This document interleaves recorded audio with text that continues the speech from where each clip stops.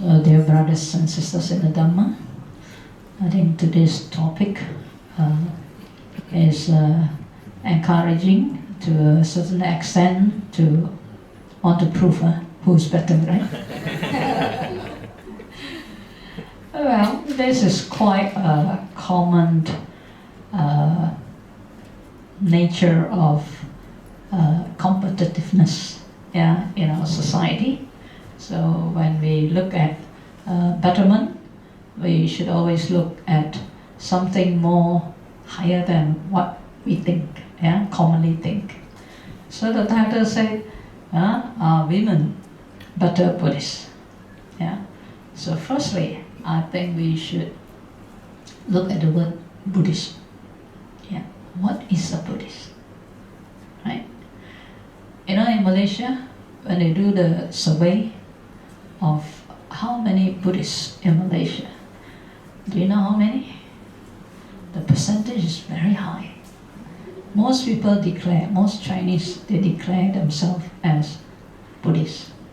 And I heard in the 2010 statistics, they say there are about 19.5 to 19.8% declare themselves Buddhists.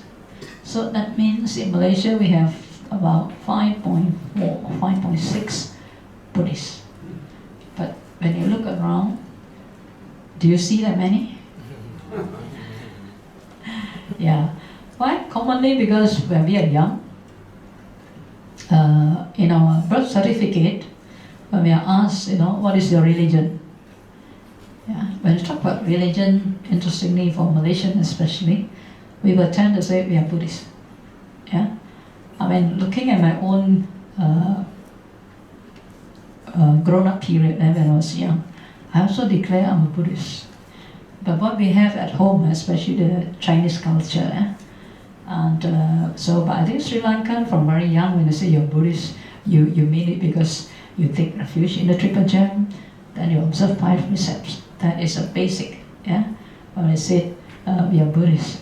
But for the Chinese, when I say we are Buddhists, basically we actually also pray to certain gods. Whether we have a Buddha image at home or not, we also say we are Buddhists. And I think the closest connection to Buddhism for the Chinese is Guan Yin. Besides Guan Yin, of course, we have other devas. But all in all, we say we are Buddhists because there's a certain connection that we are told that we are Buddhists. But now coming to today, in 2019, I think we have to have a lot of gratitude to our late chief and also a lot of senior monks who came to Malaysia to give this knowledge of what being Buddhist is all about. Because from a Chinese background, we know that there are a lot of culture, tradition, that is connecting to prayers, and because we also exposed to, let's say, Guan Yin, and earlier also we are exposed to most likely Amitabha. So those are the connection that we say that we are Buddhists. So now, if accordingly we look back to the early teaching of the Buddha,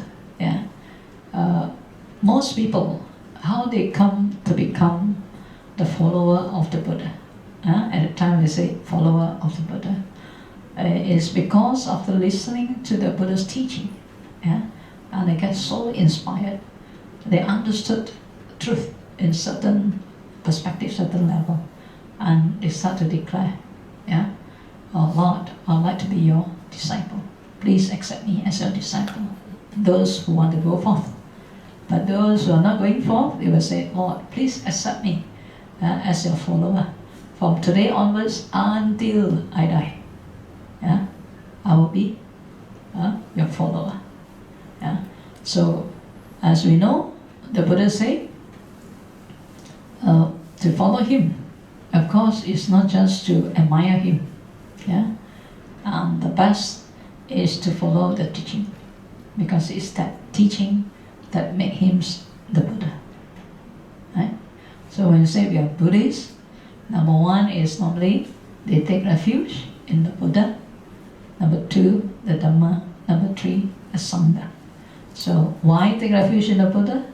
Because the Buddha has gone through this path and found the truth, found the way to overcome human suffering, yeah, and the suffering of all beings, and how to overcome that so we can be free from suffering, yeah, and his way to overcome it. So that's why we take refuge in the Buddha, Dhamma, Sangha, yeah. And then next, after taking refuge, now come to the next stage. Yeah, we can declare our aspiration and connection, but if you do nothing, nothing happens, right? So that's why the next thing is to practice. Yeah. So in English we always say observation of 5 precepts. 5 precepts is not just to observe; it's to be practiced. Right? Yeah. So this is very important for us to understand. Yeah. So therefore, the basic thing for being a Buddhist is taking refuge in the Triple Gem, meaning whatever actions we do, we try to, we can say imitate and follow, yeah, the Buddha's way and his noble disciples' way, and based on the teaching, because it's through that teaching the awakened attain that freedom.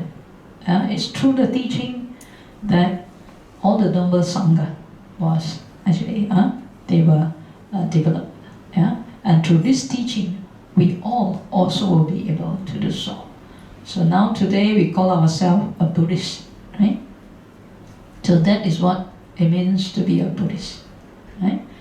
And so in this respect, as a Buddhist, now the question is like, who is better? The men or the women? Now, okay. The other day I was invited to a talk of a forum, yeah, a forum with our Muslim friends, and they invited us to want to know from our perspective, how the Buddhists, or how Buddhism look at the role of woman, in the society.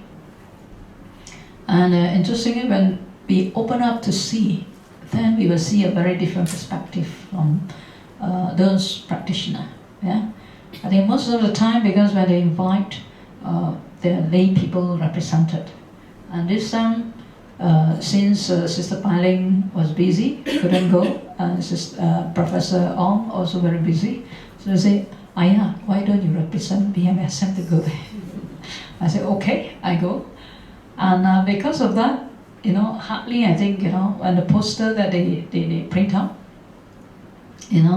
with all our Muslim, what they call those sisters who is giving talk during that time, Ustazah, then of course, when they appear in the poster, there's a nun face there, Buddhist nun.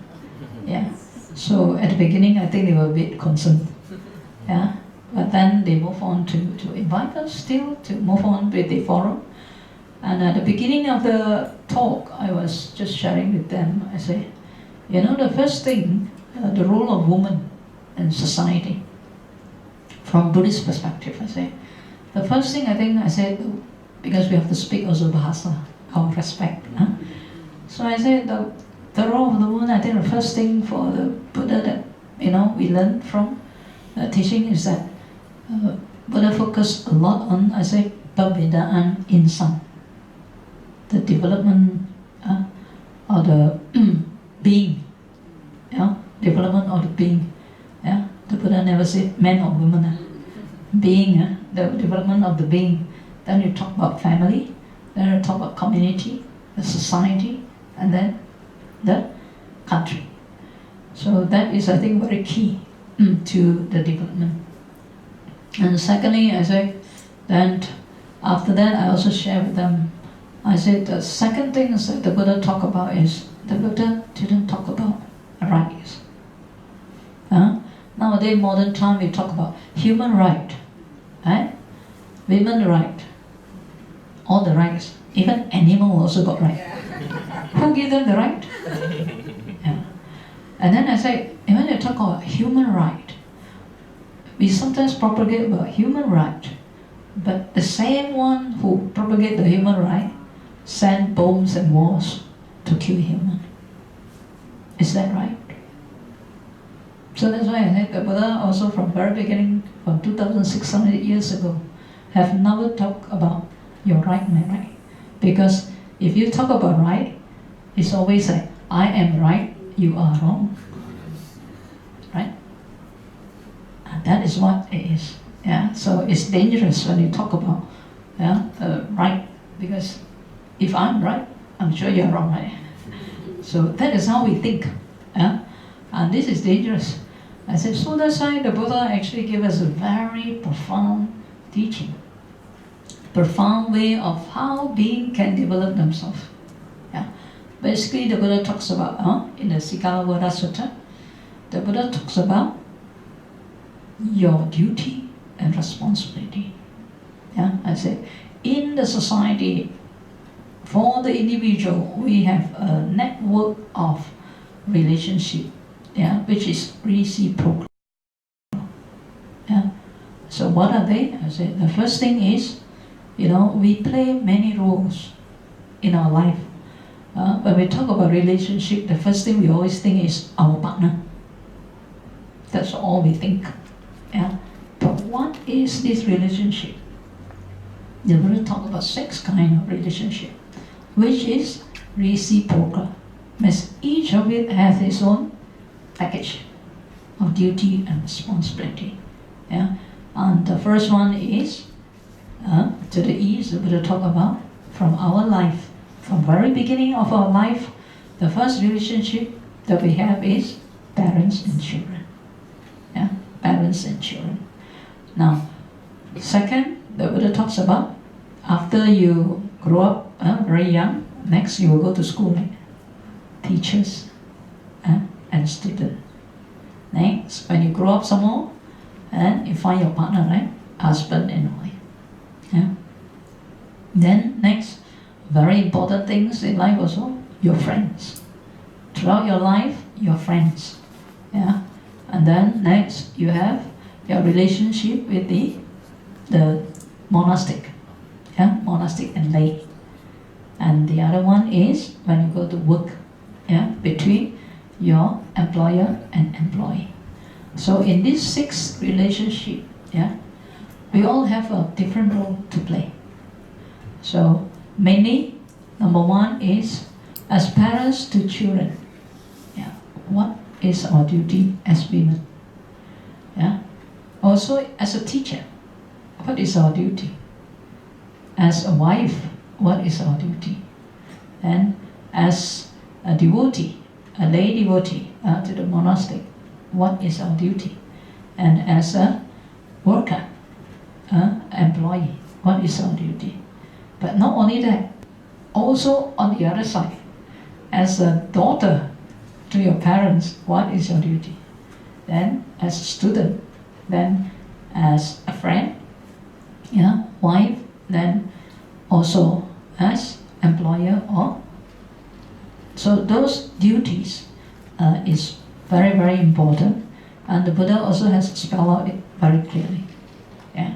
So if everyone do their duty and responsibility well, then there's no issue about who is better, right?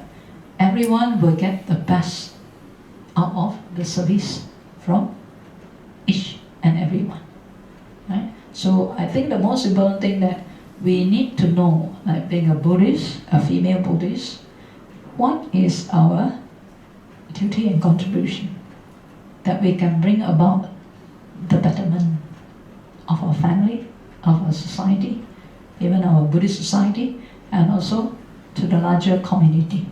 So I think that is very, very important. In order to give us a better picture on, even the development of women today, we look at the history from during the Buddhist time. Yeah, so we know that the fact of the society that make ups from the past until now too. There's always progression in development. And so you know that from Buddha's time, even after the beginning of the teaching of the Buddha,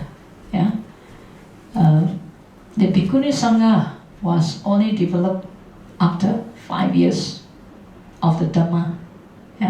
The first, of course, the Bhikkhu Sangha was formed, with the 5 ascetics, and then after that 60 of them, and from there we knew that the first Upasaka, which is Ramayasa's father, the first Upasika is Ramayasa's mother, and that was formed during that time.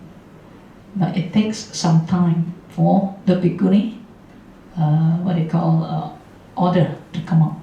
That is after 5 years.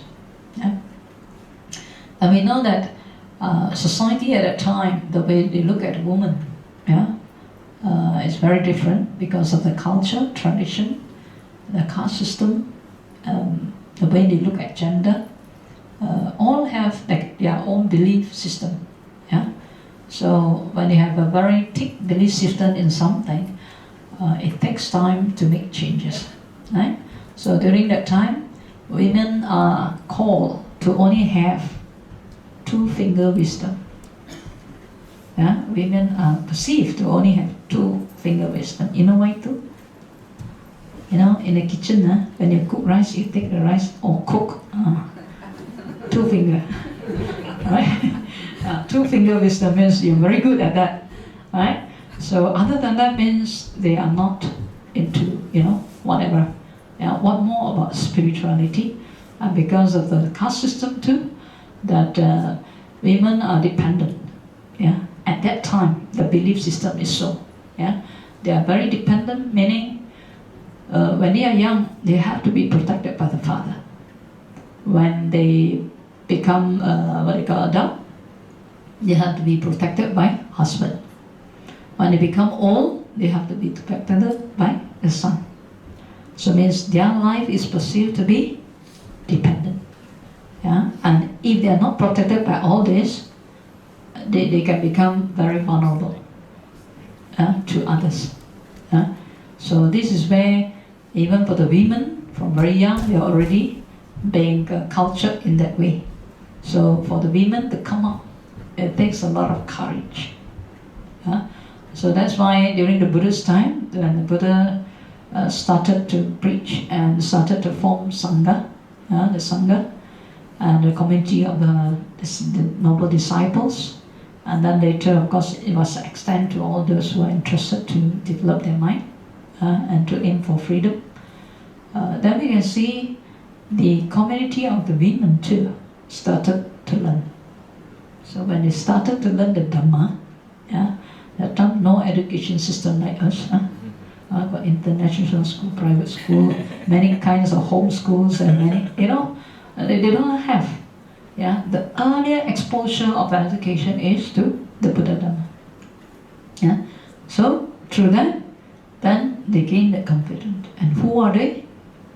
It is the royalty. Women that is exposed to this teaching. And then from there, then of course we know from history, the stepmother of the aunt of Siddhartha Gautama was the first one to wish for that. At that time, she has also done her duty. Her husband, King Suddhodana, has passed away. And then the others, their husband has, their husband have renounced and become monks. So they too thought, it would be a good opportunity for them to practice. It is from there, and in the history, since long ago, women will have to, brave themselves, to prove themselves that they are able. So this is where, when after the Buddha left Kusinara to go to Vesali, of course the first request, and Queen Mahabhajapati was asking to see whether they can be ordained. The Buddha just said, don't say that. Yeah, Gautami, don't say that. The Buddha never say no, A lot of people say, Buddha say no. Not really. The Buddha just said, don't say that. There's reason why the Buddha says so. Yeah? As we know that for the society to transform, it takes a lot of understanding and support. Yeah. So at that time, we know that it's very difficult because the idea that people have for the women, yeah, the belief system, yeah, and also because nature of going forth, yeah, that monks, they're staying in the forest, they travel from one place to another place, they don't have four walls to protect them. What more women, right? So this is where at the beginning the Buddha did not take it as something for them to accept them to be in, yeah, because the nature to cater for all these condition for proper growth, yeah, and so we know that the women never give up. And do you think women is very determined? When they want to persuade something, they really all go all the way. They can do so. So for Mahapajapati, Gautami, and Yasodhara, and the group of royalties who were so determined that they wish to go forth. And can you imagine, from a luxurious life, yeah, they really go on foot. Yeah, they shave themselves, yeah, and they don the yellow robe. They can prepare themselves very well. Only to ask permission, please, yeah, give us that going forth, right? So they follow the Buddha all the way. Yeah. So when we talk about endurance of pain, women can endure better. To give birth, yeah, women can endure pain better. Yeah. So they go all the way on foot, with blister, bruises. Yeah. Although they cry, but they still determined to do that. Yeah. And finally, of course, they were accepted. But we know that, of course, it's still later, but the condition was there, yeah, to be accepted, and the Bhikkhuni order started. Yeah. So now the history again, we look at, yeah, how then Buddhism flourished with the four Sangha, right? So from there, the Buddha also said, although there's a bit of at the beginning, condition, waiting for the right condition to ripe, then later the Buddha said, when Mara approached the Buddha talks about the four Sangha, yeah, because Mara approached him, Lord, you have enlightened, so it's difficult enough to teach people. I think you also find difficult. Yeah, we have 5.4 million, but very difficult to get them into the temple. Yeah. So during the Buddha's time, also Mara comes to deter him, so he don't teach. Yeah. And so it's difficult, to teach, and people may not understand. Yeah. But then the Buddha told Mara, not until my Bhikkhu Sangha, Bhikkhuni Sangha, yeah, Upasaka and Upasika, yeah, when they are well versed in the Dhamma, they can they understand, they can talk about the Dhamma, they can explain about the Dhamma. It's well practiced, and if people are not don't understand about the Dhamma, they know how to explain to them, and if they have misunderstood the Dhamma, they also know how to correct them. Right? So from very beginning, the Buddha talks about these four assemblies. So meaning, no one is better than another, right? This four is very important. Yeah. So just you look at this table now in front of me. If one table is, one leg is missing, you think stable or not? We cannot say men is better, neither women, isn't it? And we cannot say only the bhikkhu and bhikkhuni, no. Without the support of upasaka, upasika, also cannot.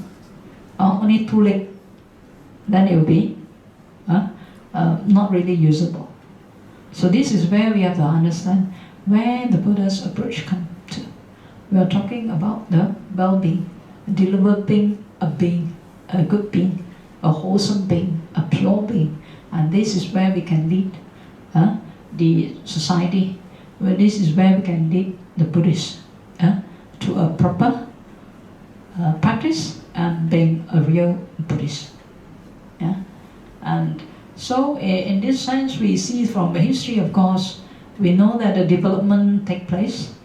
But of course, if you look again at the women's contribution, I mean, if you look back on the literature side, you know, how many Theragatas and Therigatas? Theragatas more, right?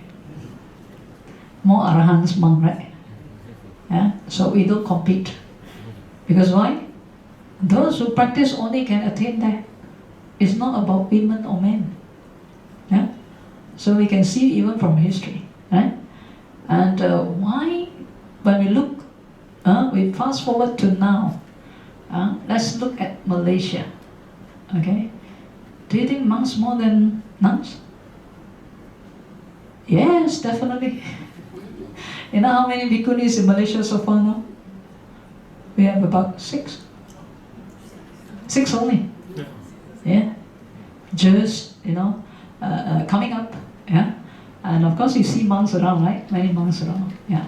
So again, I say, it's not a competition who is better. I think it's the development is very important, yeah. But now when we look at the, what we call the temple, which one more? Female devotee more or men devotee more? Then the men say, women win. Right? Yeah, so you can see the different role, huh? Yeah, so, but now we look at the development, when we said to be a better Buddhist, yeah? To be a better Buddhist, I think that is the key thing, yeah?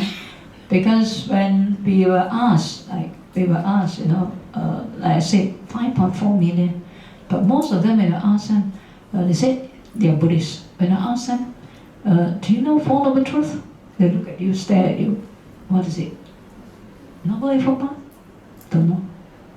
Huh? Even some they say, taking refuge in the Triple Gem? Don't know. Yeah. So this is our role. Yeah. To be a better Buddhist, so we can share and educate more other Buddhists. They claim themselves to be Buddhists, which is good lah. They want to join our camp, you see. But we need to educate them, because without the education, when people ask them, they don't know. When people prod them further, they got shaken. When they prod them further, then they convert. It's true. Right? So when I talk about Buddhists, do we do conversion too? What do you think? Do Buddhists do conversion? God will say no. You know our Buddhist conversion, how the Buddha convert people? If you're stingy, the Buddha will convert you to become generous. If you're always angry, he will convert you to have more metta, more loving kindness. And if we are ignorant, he will convert you to become more wise. So Buddhism also do conversion. Not saying don't have one. Yeah? So this is where the aim of a Buddhist, to be a better Buddhist, is to transform from a very stingy person to become generous, charitable. Yeah?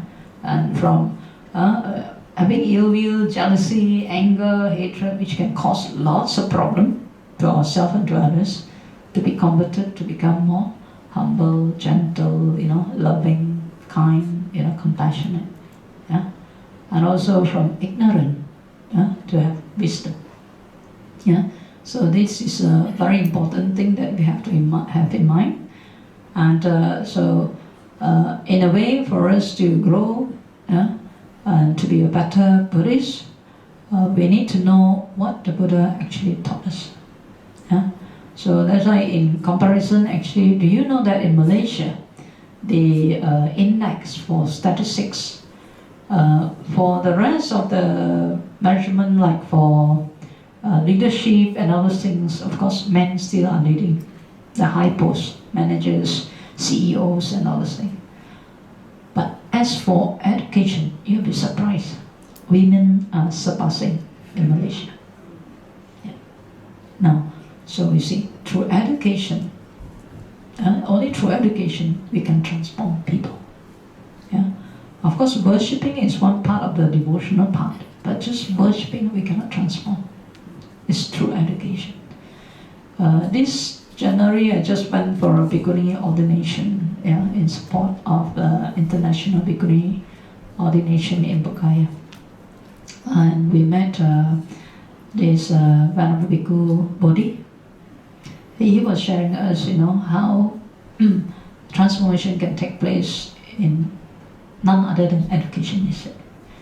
Helping by just material cannot really transform. He was sharing with us that I think they have projects in Cambodia or somewhere. When you just give material things to them, I say, people will come forward to receive, but there's no transformation. So what they did is, they deal with these parents. They're very poor.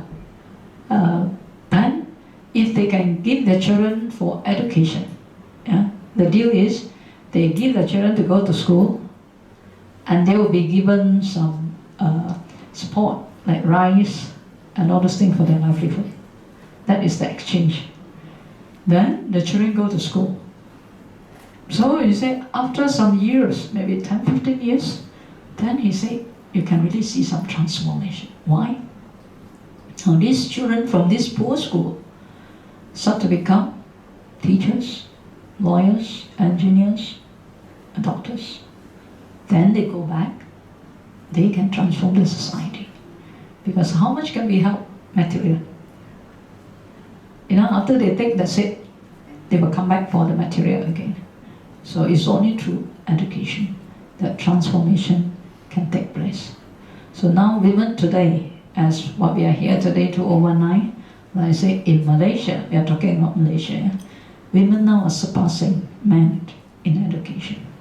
So this is a good sign. No more two-finger wisdom.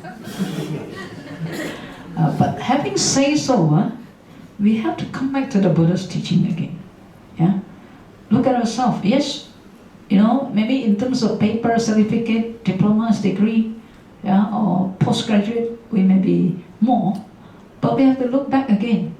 How can we maintain a betterment for mankind?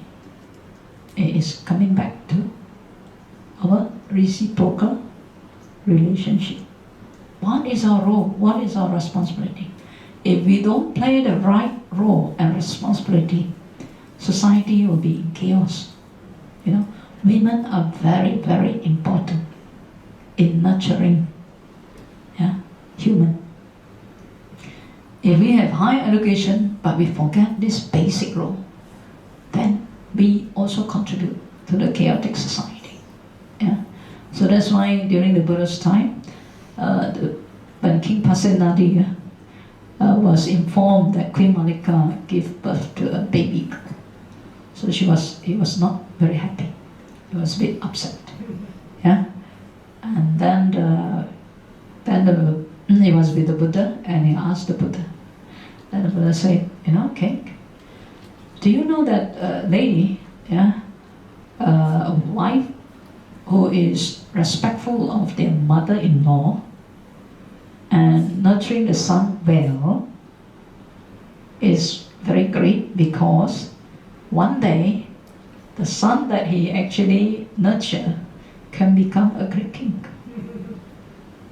You see, it's mother's role, very important. Why the Buddha mentions specifically, also must be respectful of mother-in-law. Means you are treating the elder just like your own parents. So it's so important. Means the elder side also we are respectful. Then we can show a good role model to our younger one, because generation take instruction from the elder. Right?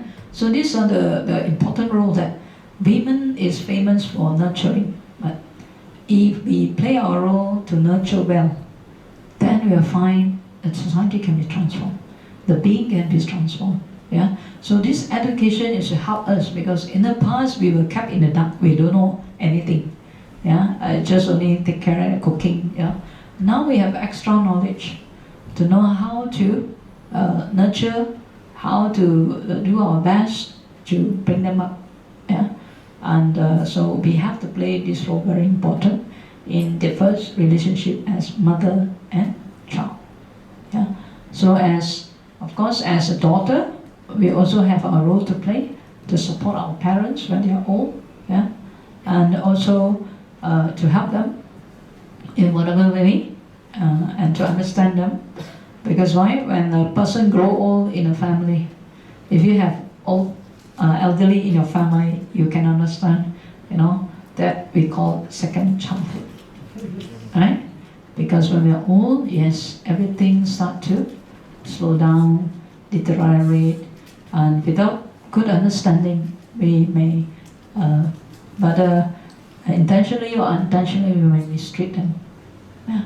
So this is where, again, being human, yeah, we have to understand the stages of birth, aging, yeah, sickness, and death. Yeah. So the first role, I think, as mother, we have to play our role well, because this is where we start to nurture a good being. Yeah? And the Buddha said, firstly, to see that if our young one is not correct, we have to correct it. Yeah? Nowadays, a lot of parents say, I don't know, he like that or he like this law. So if you don't know, then who know? Right? And if everything your child like, you just follow. Sometimes what they like may not be good. What they don't like may be good. So if you follow their like and dislike, then you'll be in trouble. A lot of time, parents, yeah, especially because mother is the nurturing, father normally working, right? Mother now, of course, they also work and also have to take care of the house and the children. So in whatever capacity, remember, the nurturing part is very important, teaching them the right things. Yeah? If they have done wrong, we must take the effort to correct them. And importantly, like I said, not the material so much, but the teaching guidance. Yeah? Especially like I used to tell parents, don't ask your children, what do you like? Is it common to you? Quite common to us. Even our, what they call Sunday school teacher, we went for picnic, they will take the food and ask the children, do you like this? Then after that I told them, why do you ask them like that? When you want to introduce something to the children, you should tell them, let's say you want to introduce them banana. So first you have to tell them, this is a banana. And then what is banana good for? How does it help us? And then after that, at the end you say, okay, today let's eat banana. Right? So everybody will eat. If you take the food and you think, do you like banana? Finish story. Right? So are we coaching them? Are we nurturing them? Are we teaching them the right thing? No. But we are so used to ask, what do you like? Yeah? So I like, I want more. I like, you don't give me, I get angry, I show my face. So now you see, the way we nurture is in the wrong direction. But it's so common. We see ourselves, we see our neighbors, we see everywhere we go, especially restaurant, you will hear, they will ask, what do you like? Yeah. So this is where we have to look back, simple Dhamma, but the nurturing part, are we nurturing the right way? So again, I said material doesn't really work well. We have to come back to the education, proper education, how to be a wholesome being, a holistic being. Because why? When we are able to do so, it actually makes us becoming a better person. So now, this is only we are talking about as parents. Yeah? And the first, to correct them, coach them. Second, if good things that they have not learned, what should be done as a mother? Introduce them. Yeah? And as you introduce them to Sunday schools, bring them. If you don't bring them, what would you do? Now they're all very addicted to handphone, right? Yeah. So, of course, you ask them, would you like to go to the temple? Of course, no. Hardly you will say, yes, mom. Right? So, never mind. Encourage, bring. Yeah? Because if you don't do that, they're very difficult. Yeah? You know that they will go on one way, you're on the other way. So now you see in this hall, all are nearly all 50s above. You see? So the young one, yeah? And also very important, how to bridge to them. So as parents also we must have knowledge, yeah? To bridge to them so they will be able to be interested. Yeah? Recently also I went to, I was from UKM, the UKM BA, UKM Buddhist Fellowship. And I was told, in my time, yeah, I told them also, I think 34 years ago, I was in UKM, time passed. And I say, when we have common class, the Dhamma talk, there are 200 to 300 people. We have English session, we also have Chinese session. Yeah? And then, now I heard, when they have common class, you know how many? 15 to 20. That is the situation, very alarming.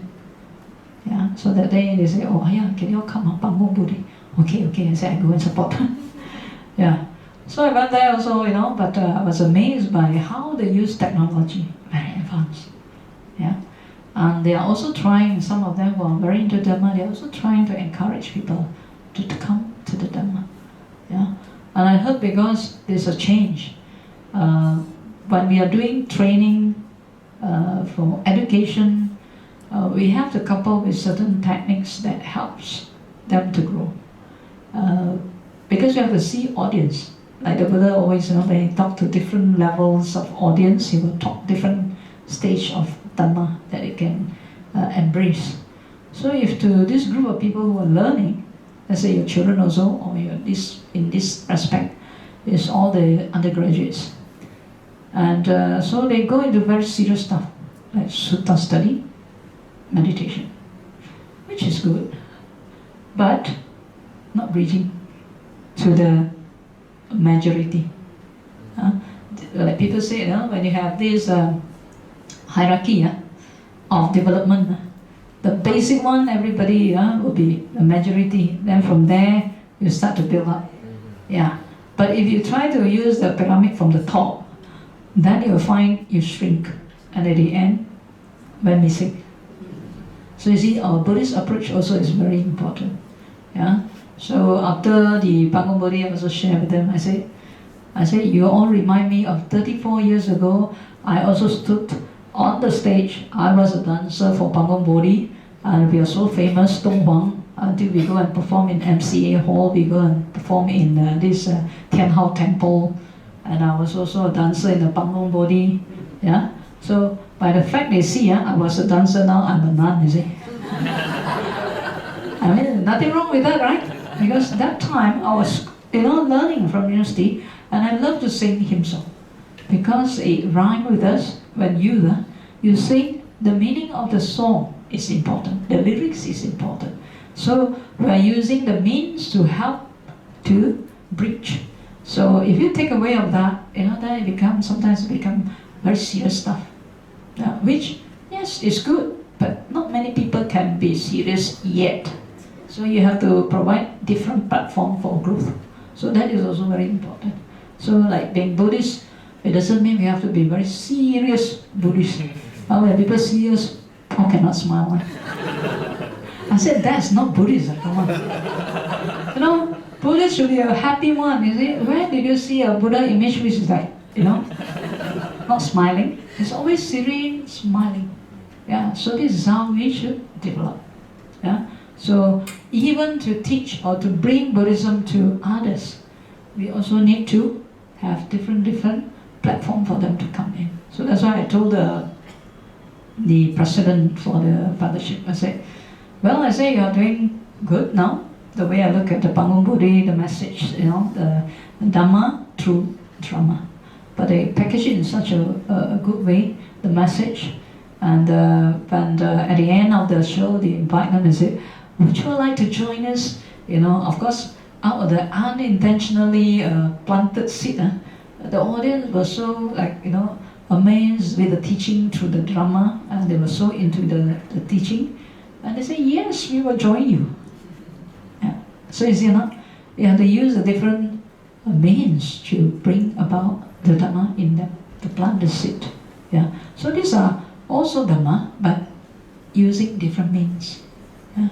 Singing hymn songs, some teaching to Dhamma. So hopefully when it's planted, then they can grow through that, because we never know. Just my senior told me, when I was in university, she was the first one that teach me meditation, metta meditation. And today she's an international trainer. She always, when we were together, she will always introduce. Now she is faster than me. Yeah. But in any way, I mean, I still admire her very much. She practiced metta very well. Yeah.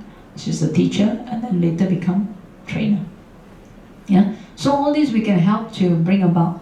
Yeah. So the women, like I say, as a mother, they have a nurturing quality. Even if they are single, they also have this nurturing quality. Right? And this is the package of being a woman. Right? We have this nurturing quality, patience, endurance, and these are all very good qualities of the mind. Yeah? And now, like I say, through education, I think women in Malaysia can do much more. Yeah? And for the women in Malaysia, like I say, in 2009, I was presenting a paper on the lay Buddhist, lay and ordained Buddhist teacher, female teacher. And I went to a few centers in KL, in Penang, Malacca, Sarawak. And when I interview, you know how many percent women in temple? Mostly supported by women? Nearly 80%. Yeah, 80%. So in this, you're better. Yeah, most temple. And you know, Sunday school teachers, how many percent also? Also around 80%. You see the role of women? So you are doing a lot of great job. But come to renunciation, how many? Yet two, okay? You see, this is where, because women give birth, right? And because of that attachment, yeah? So they can do all the nurturing job and all those things. But when they say come to renunciation, then very easy. They pack their bag, they go. Isn't it? Because the connection of women to a baby, that 10 months, is where, a lot of attachment are built. Yeah. So in this respect, of course, there's challenge. Everything they do, they always think about the children. That's why the Buddha equate, in the Karanyamatta Sutta, the Buddha said, just like a mother, who will risk her own life, just for that particular child. That is how great women is when they come to that kind of boundless love. No matter how the child is, whether good or bad, the mother is always there for them. So in this respect, also got its own shortcomings because of that attachment. And you'll be surprised, as a mother, I look back at my grandmother. When my grandmother, she was a great-grandmother, and my uncle, first uncle was a grandfather. This grandmother can still concern about my uncle's wife. My uncle's wife didn't prepare breakfast for the husband. And she was so concerned that she will make the coffee for my uncle. Can you imagine? She was already a great-grandmother, and my uncle was already a grandpa. That is how attached she is, as a mother to a child. To a mother, the child never grew up. And that is a big mistake. So to all the mother here, I would like to remind you, when the child has really grown up, you have given them the education, everything. After that, you have finished your job. Understand? You have done your job as a great mother. And when they're young, you nurture them well, send them to Sunday school, give them the proper guidance, coach them to become a good human, and then give them education so they can earn a living one day. And after that, your job finished. But they very reluctantly want to sign off. Right? So please, remember that. The next stage that you have is, in the Buddha's time, when those kings, even when there's one strand of white hair that appear in their hair, they will say, it's time to let go, and will go forth to become more spiritual, to cultivate the mind. That is wise. You know why? When one white hair comes to your head, don't go and dye it. Don't try to camouflage and cheat yourself that you're still young. This body can never last. Even the Buddha's body has to lay down. What more our body? So when one white hair comes to your head, your hair, remember, it's time. It's time to put down all the worldly things and then work for the spiritual part. So what is this? Like I said, being a Buddhist, a better Buddhist, whether for male or female, is that the Buddha said, in order truly to develop, because this precious human life, for us it only lasts for the most 100 years. Malaysia standard, apparently female live longer than men. You're better in that sense. But the answer, I don't know what. Apparently they said Malaysian, I think 75 for the men, 78 for the female. Normally men say, I go first. You know why? They're scared. Without the wife, difficult for them. So they rather want to go first. And so you see, women have longer life in Malaysia. So remember, so if let's say 3 years extra, that is where you really, full time. But when you're old, a bit difficult. So the Buddha advises, we need to realize, we need to be awakened that our human life is very precious. While we are being a human, our intelligence is the highest.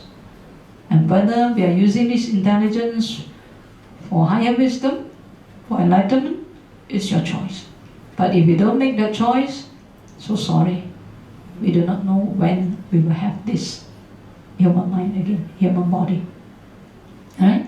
So it is very precious, so we have to really dedicate time to do so. And in order to do so, the Buddha gives very simple formula.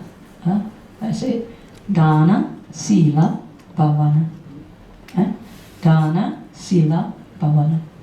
But I say, in a temple, women are famous, unbeatable in offering dana. Right? The dana food, the dana time, the dana service, the dana many things. So the next one, observing sila, is the second stage, which is the foundation for the development of the mind. So in temple, we hope that as a Buddhist, we come to the temple to also observe sila, to practice, where we can continue to cultivate our, instead of harming, then we cultivate to save life. Stealing, abstain from stealing. What we do a lot of generosity and charity, which everyone is doing. And third one, sexual misconduct. We know that in reality, we know that female, they observe this precept better than men. Right? Agree or not, women? The precept? I think you all agree, women observe better. The fourth precept, this one very challenging, whether male or female, they say. To abstain from untruthful speech, then malicious speech, and then unpleasant speech, or harsh speech, and then gossiping.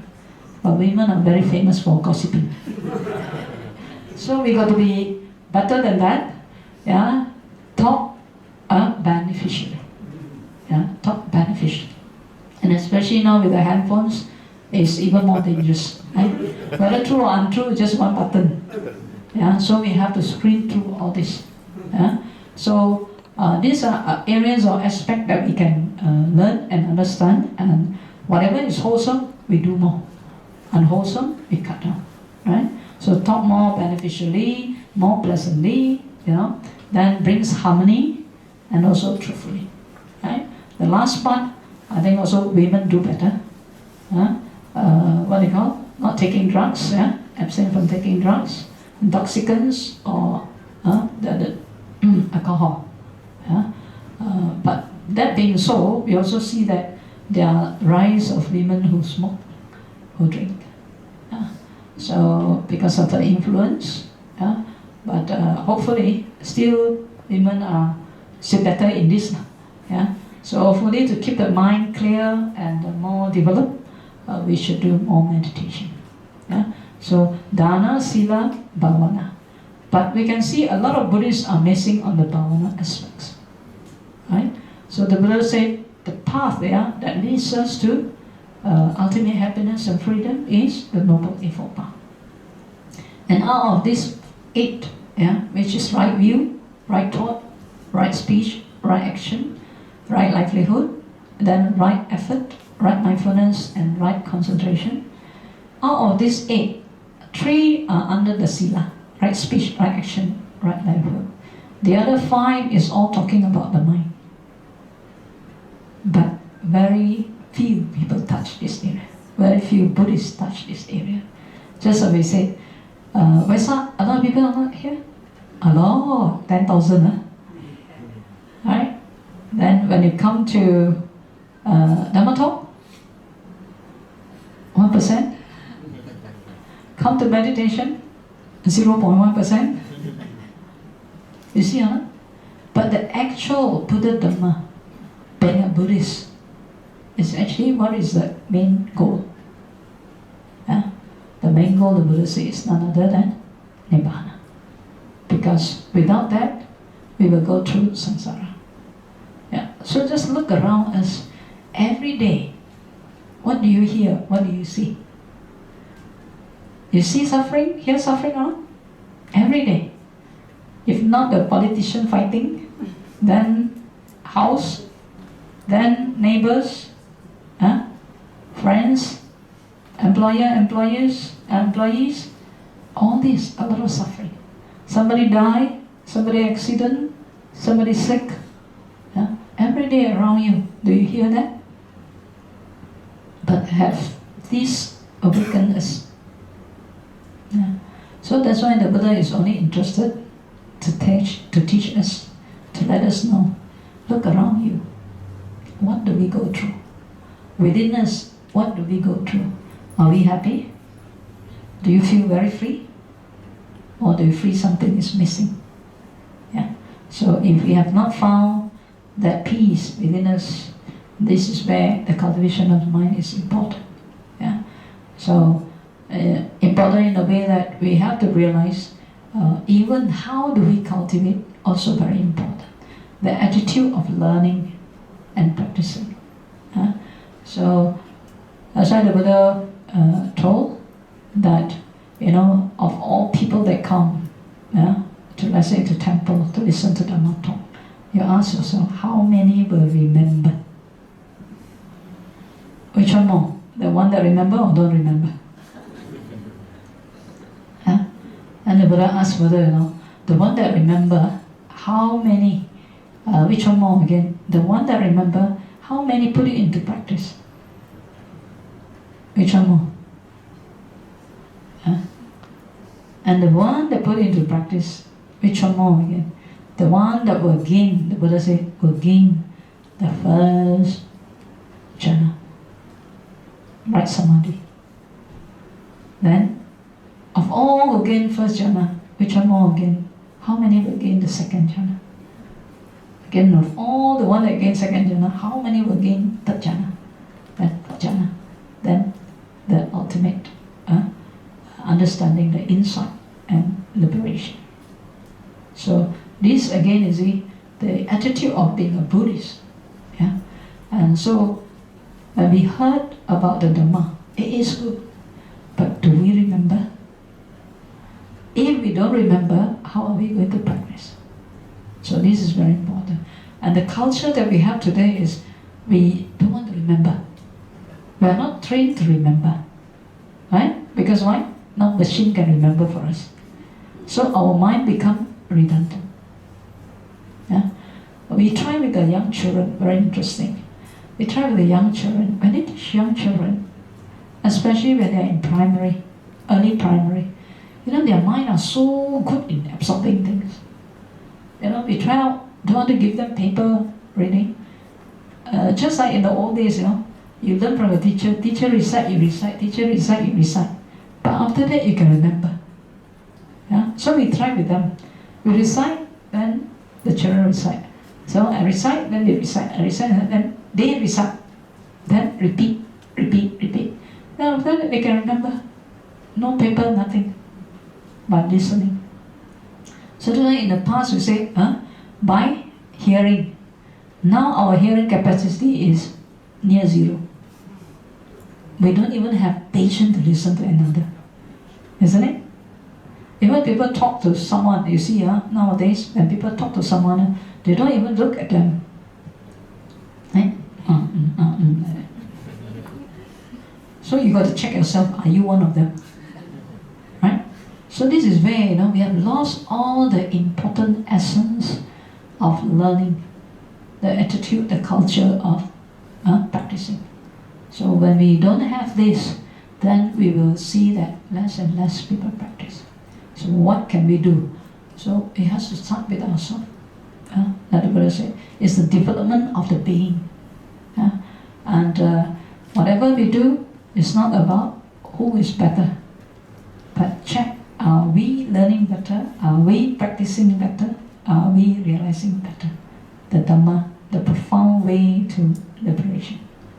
So these are the key things to a Buddhist practice. So like I said, Noble Eightfold Path, 3 are Sila, 5 are mental development.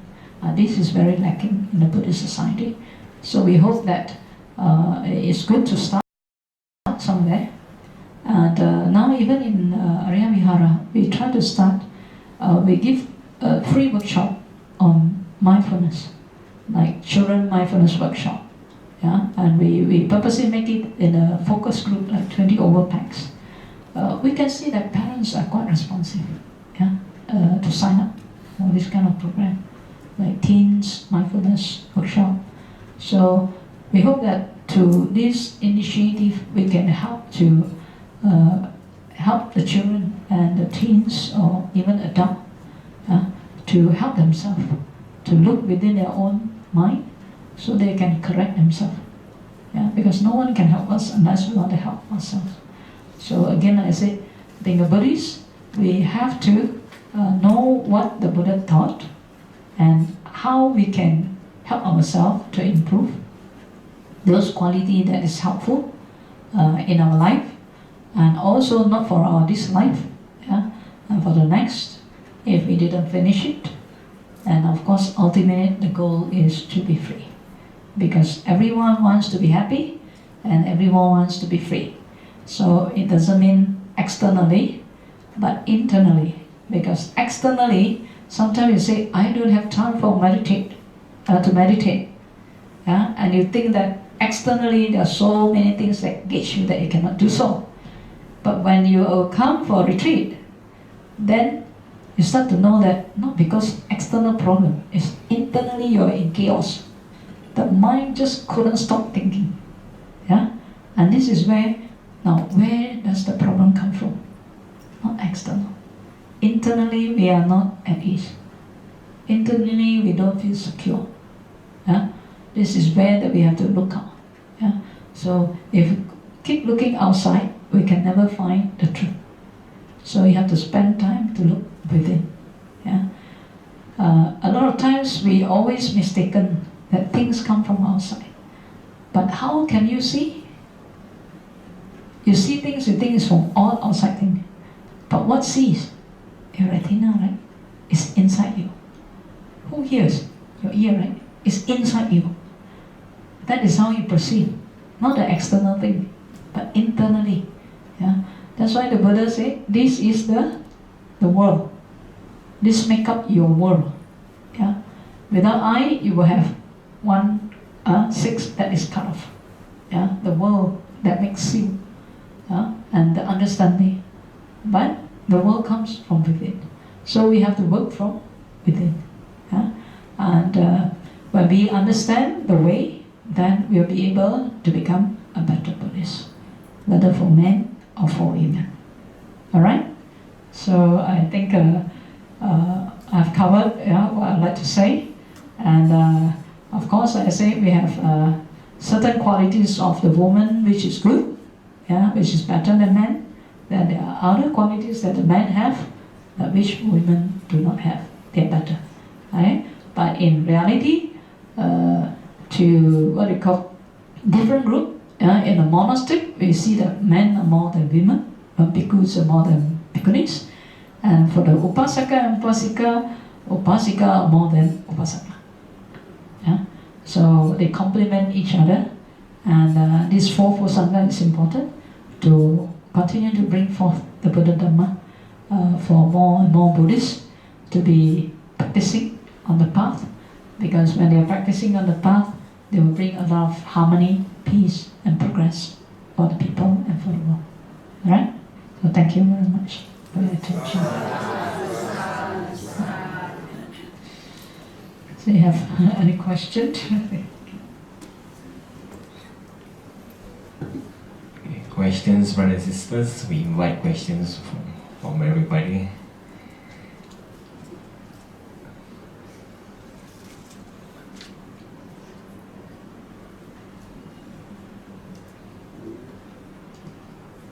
Okay, please take this opportunity to ask questions. It's very rare to have a Venerable Sumangala Bhikkhuni here for a talk. He's also super busy.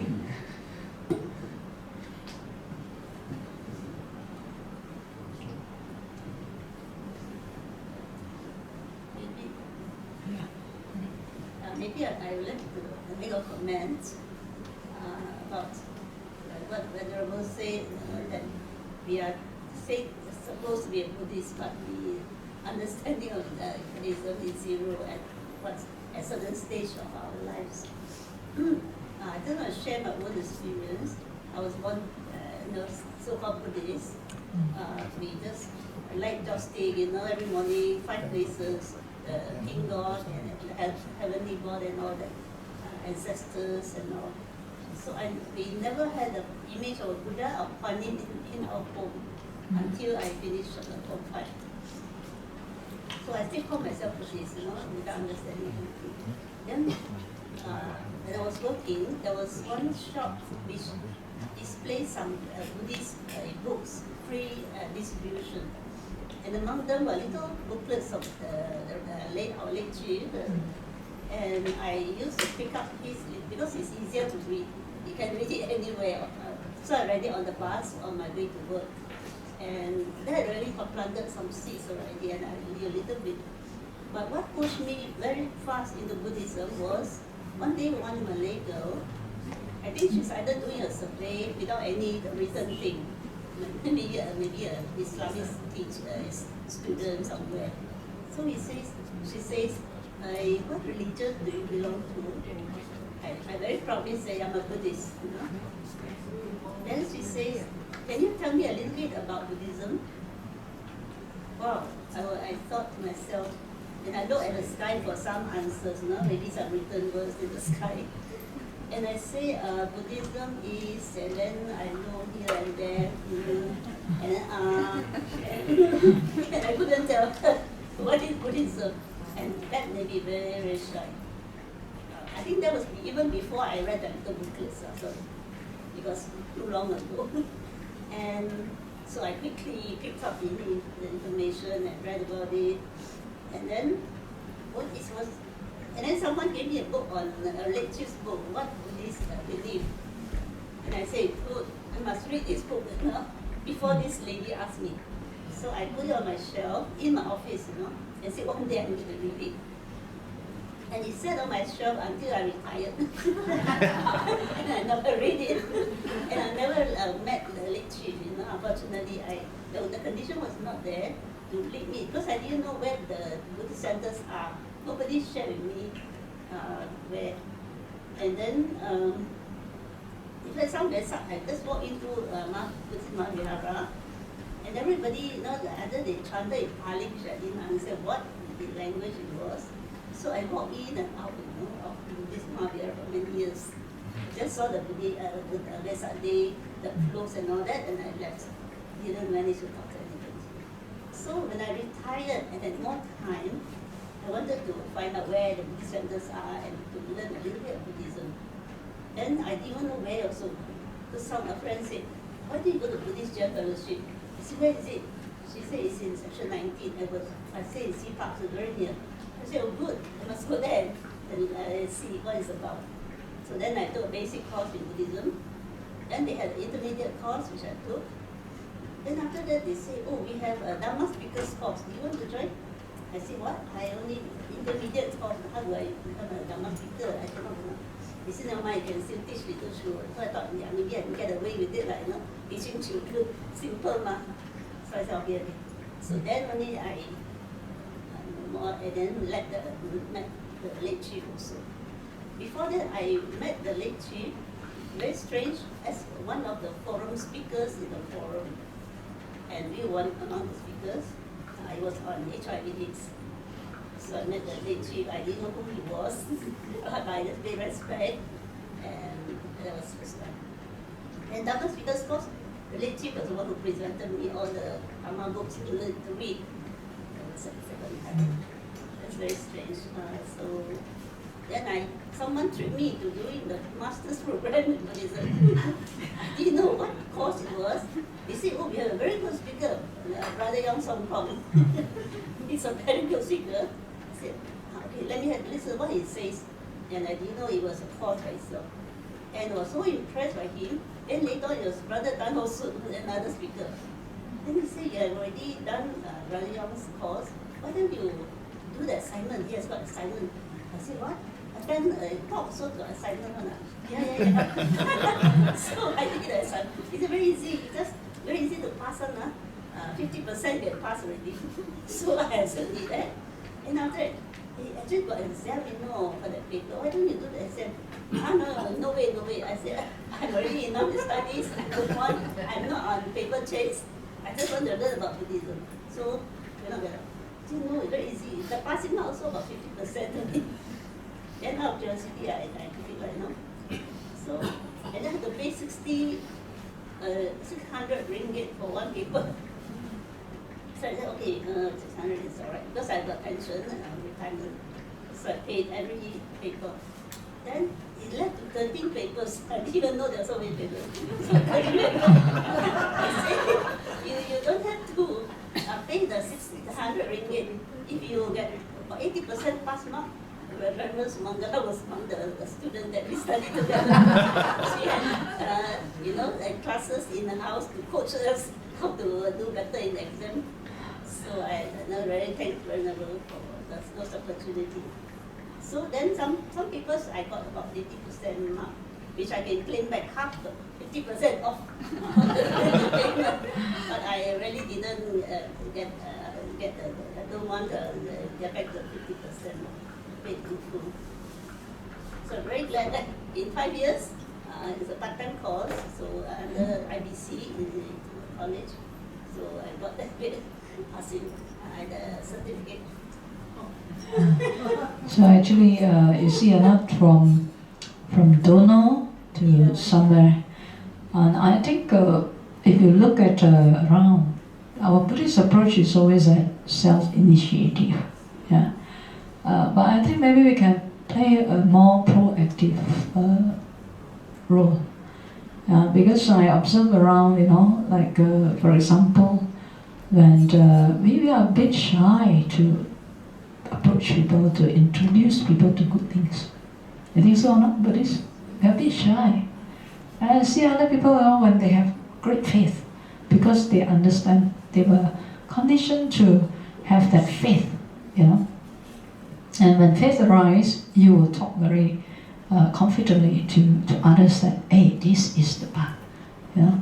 So that's why Buddhists, we need to ground them more in a way in their practice.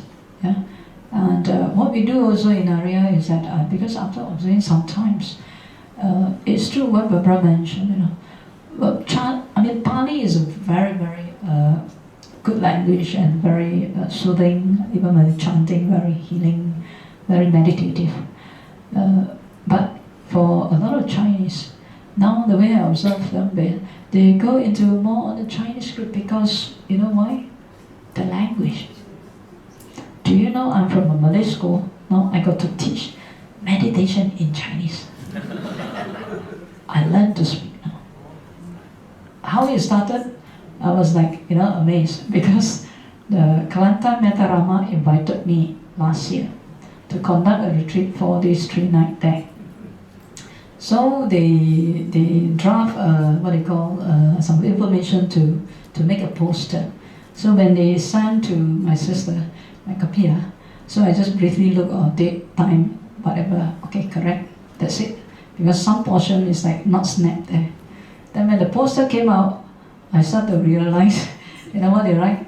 First day, Dhamma talk Mandarin. Second day, Dhamma talk Hokkien. Third day, Dhamma talk English. Wow.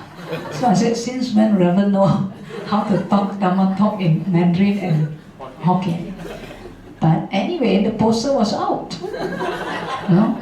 So then I said, okay, maybe this is an opportunity for me too. So then I take the opportunity, so I asked my sister, can you please go and get me those talk, those Bante talk in Hokkien, in Mandarin? So I listened. Oh, okay. If I want to say Noble Evil Path, Mandarin, what is then, you know, let's say three signage, what is that? This, you know. So okay, so I pick up some of this. So I went there, I told them, I said, my first apology, I said, I never give talk in Mandarin, okay? So bear with me, I said. And then I said, if I cannot come up with the word, I said, I will say it in English. I know that some of you should know English. Then you let me know what is a Chinese word, right? So okay, the talk went well. And when at the end of the talk, I said, do you all understand? He said, yes. Yeah. And since then I thought, why not, you know? And then back then, last 3 months or 4 months, a devotee invited me to house dinner. And the main request, they request, oh Reverend, they request, can you speak in Chinese? Yeah, you see now, their request, speak in Chinese. So I said again, I explained to them, I said, my Chinese is half one, so I try, I say. So I went there, then there's some uncles, auntie came. And then after finish the talk, question and answer, then suddenly one of the uncles asked me, oh Reverend, can we learn meditation from you?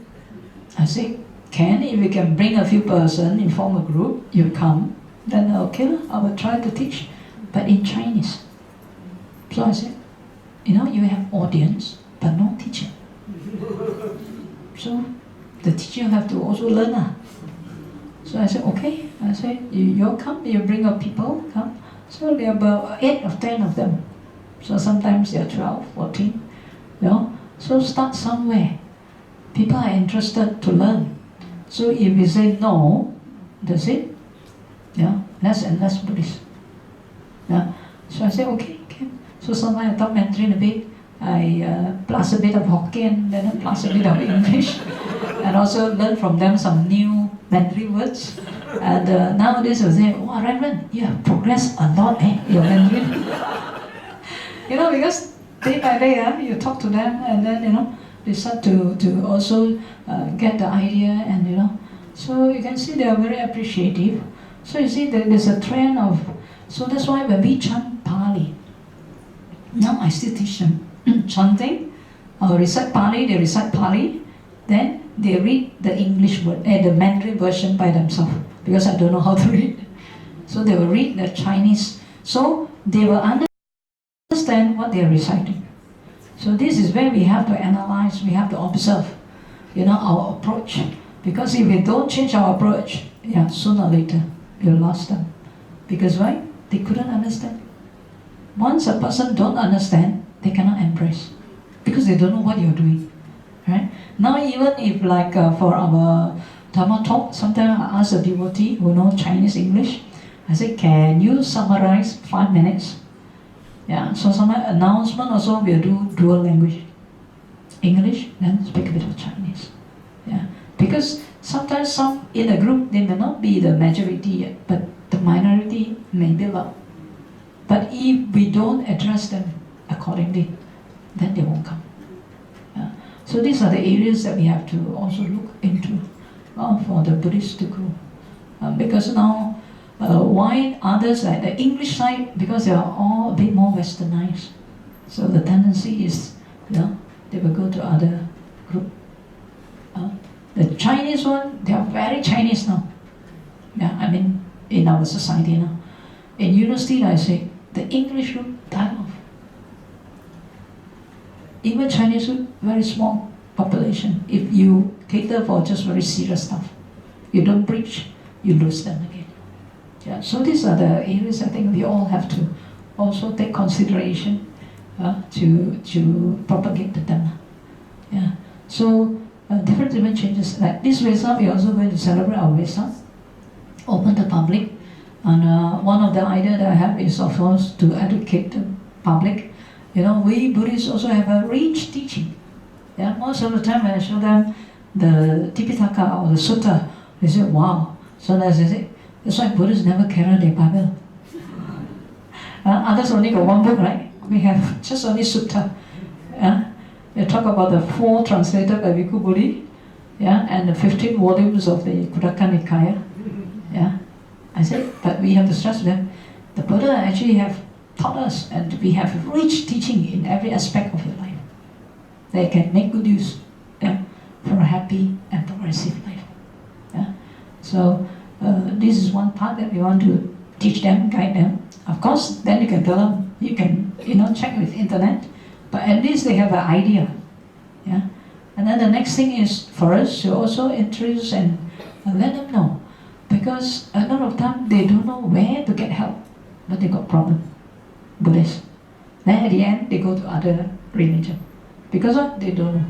So this time also we are inviting also Gautami Vihara, and I also told the committee to focus maybe a bit more on Buddhist social service. Introduce them. If you have problems, where you can go. Right? We can introduce, let's say in area we have counseling, family counseling. Let's say phone counseling, we can say you can go to BGF. We get all the cards. Okay, if this, you go here. If this, you go there. So we introduce to them because they don't know. Yeah, when they have problem, where to go? The Buddhist is not there. So this is where also we are doing good, but we didn't introduce further. So some of our Buddhist friends, they may be in trouble, but they don't know where to go. Yeah, so like Kasi Hospice. When elderly are sick, how can we help?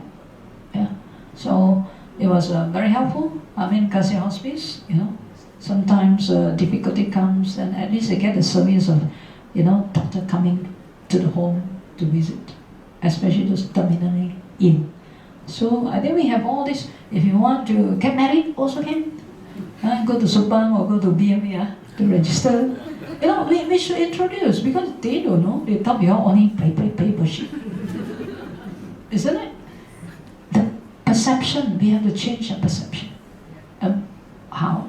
We have to introduce. If we don't introduce, nobody knows.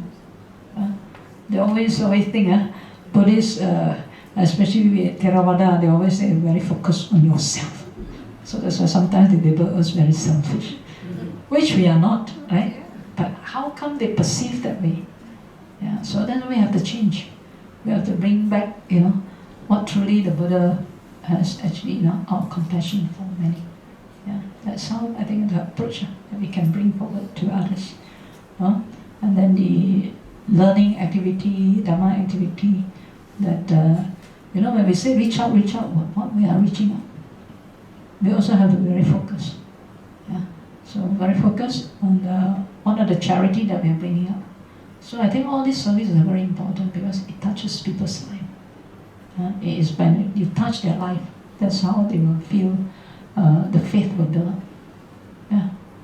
And also I think like activity for pilgrimage is also very helpful to build up the faith in the Buddhists. Yeah? When they go, they understand. Yeah? So those activities can help to build up faith. When people have faith, they will have that kind of what do you call strength for themselves and for others. Yeah. Another thing I like to also highlight is like a lot of times when we say why the young one is shy to say that they are Buddhist, especially when they are teenage. When they are in the Sunday school, you ask them to pray, bow, they will. When they go teenage, you find a bit difficult for them. Why?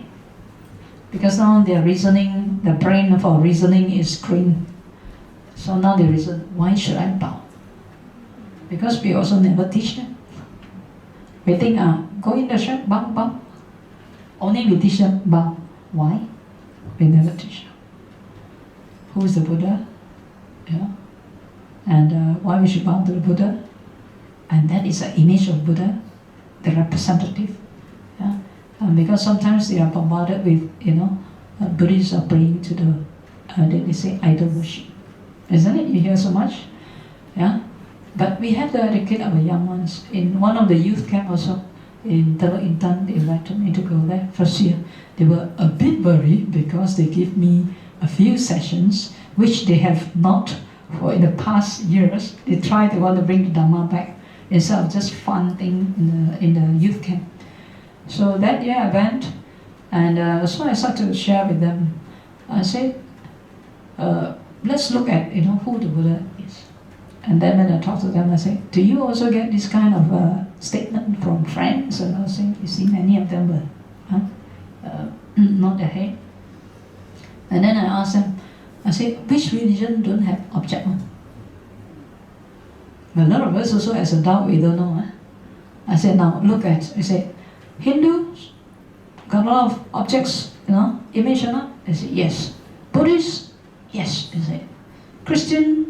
Some say, yes, no. But I say, you look, have or not? Then I say, oh, Mother Mary, the cross, Jesus Christ, yes. What about Islam? I say, he showed their head. Think again, I say. Then after that I say, where do they kiblat to when they pray? Then they think, Makkah. Which direction? Kaaba. I say, so which religion do not have a symbol for connection? It's not the object, it is the connection to something spiritual. So, not Buddhists are idol worshipper, neither do they. Yeah, this object is to help us to connect. I say, imagine you come to this shrine, there's no image.